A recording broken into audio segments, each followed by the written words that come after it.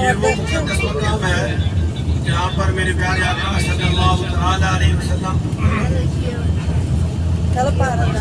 اپنے 313 جانشاروں کے ساتھ تشریف لائے اور کفار کے 1000 کے لشکر کو شکست دی۔ غزوہ بدر کو قرآن پاک میں یوم الفرقان بھی کہا گیا ہے، یعنی حق و باطل کے درمیان فرق کرنے والا دن۔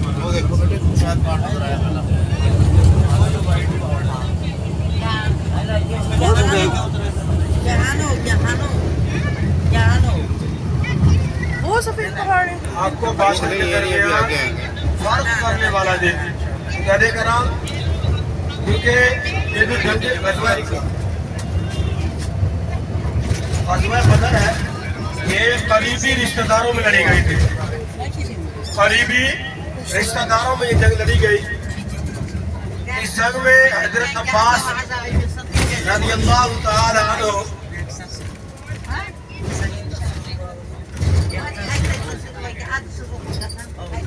میں کچھ کہہ تو بہانے بندہ بات کر۔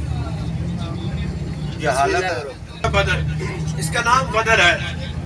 غزوہ بدر کو قرآن پاک میں یوم الفرقان، حق و باطل کے درمیان فرق کرنے والا دن۔ حضرت کرام، یہ جنگ جو ہے قریبی رشتہ داروں میں لڑی گئی۔ اس جنگ میں حضرت ابو عباس رضی اللہ تعالیٰ عنہ اس وقت ایمان نہیں لائے تھے۔ میرے پیارے آقا صلی اللہ تعالیٰ علیہ وسلم کو چچا جان ہے اور آپ کے مخالف لڑنے کے لیے آئے۔ حضرت ابو بکر صدیق رضی اللہ عنہ کے بیٹے اس وقت ایمان نہیں لائے تھے، اپنے باپ کے مخالف لڑنے کے لیے آئے۔ اس جنگ میں حضرت عمر بن خطاب رضی اللہ تعالیٰ عنہ نے اپنے ماموں کا سر کاٹ دیا غزوہ بدر میں۔ اس جنگ میں حضرت ابو عبیدہ بن جراح رضی اللہ تعالیٰ عنہ اپنے باپ کا سر جب کاٹ چکے نا، وہاں رکے نہیں، سر کاٹ کر سر کاٹا، پھر کان سے پکڑ لیا سر کو اور میدان بدر میں اٹھا کر پھر رہے تھے۔ جب پیارے آقا صلی اللہ تعالیٰ علیہ وسلم نے دیکھا، فرمایا کہ ابو عبیدہ کس کا سر اٹھا کے پھر رہے ہو؟ آج کی یا رسول اللہ، اپنے باپ کا سر کاٹ کے لایا ہوں، اس لیے کاٹ کے لایا ہوں کہ آپ کی شان میں گستاخی اور بے ادبی کی ہے۔ صحابہ کرام فرمایا کرتے کہ فدا کا امی و ابی یا رسول اللہ، یا رسول اللہ ہمارے ماں باپ آپ پر قربان۔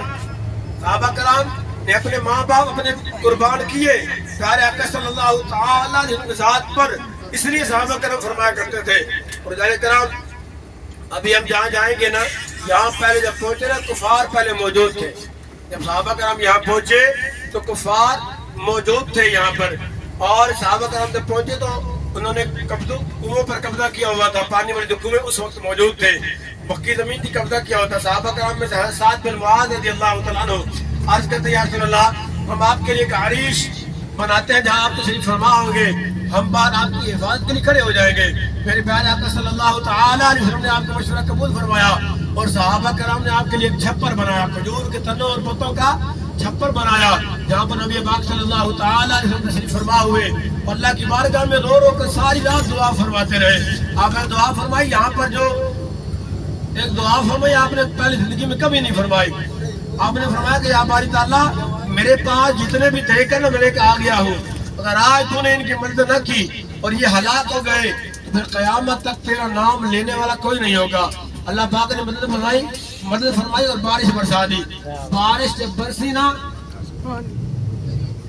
تو جہاں پر صحابہ کرام موجود تھے وہ ریت والی زمین تھی، سب سے نیچے بھی وہی جگہ تھی، چاروں طرف سے پانی بہہ کر اس مقام پر آیا اور صحابہ کرام کو حکم ہوا یہاں حوض بنا لو۔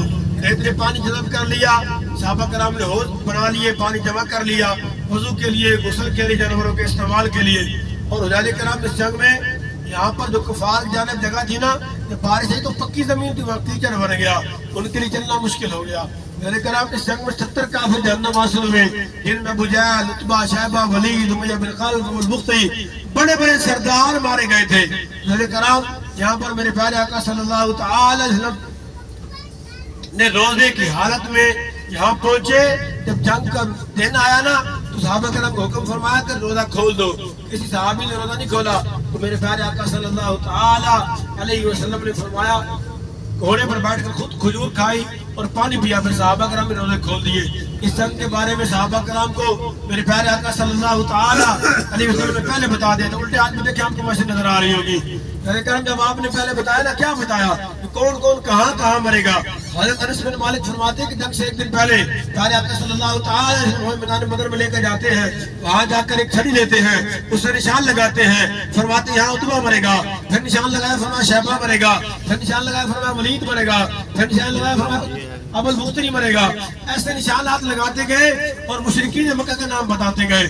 میرے کرام آپ فرماتے کہ جب جنگ ہو رہی تھی نا، میری نظر نشانات کی طرف تھی، جہاں پر پیارے آقا صلی اللہ تعالی علیہ وسلم نے نشان لگائے اور جس مشرک کا نام لیا تو وہی آ کر بڑا ہے، اور اللہ کی قسم ایک پولیس برابر بھی آگے پیچھے نہیں تھا۔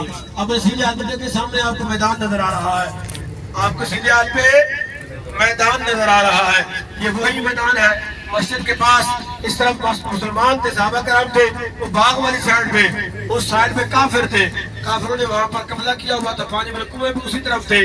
ابھی انشاءاللہ آپ اتریں گے، زوال کا ٹائم شروع ہونے میں تھوڑا وقت باقی ہے، پہلے جا کے سب لوگ وضو کریں گے، مسجد میں جا کے 2 رکعت نفل ادا کریں گے، اس کے بعد آپ لوگوں نے پیچھے جانا، میدان کی زیارت کرنی ہے، دعا کرنی ہے، پھر یہاں پر آپ واپس گاڑی میں آ کے بیٹھنا ہے۔ آپ کے پاس یہاں پر ٹائم جو ہے وہ آدھا گھنٹہ ہے۔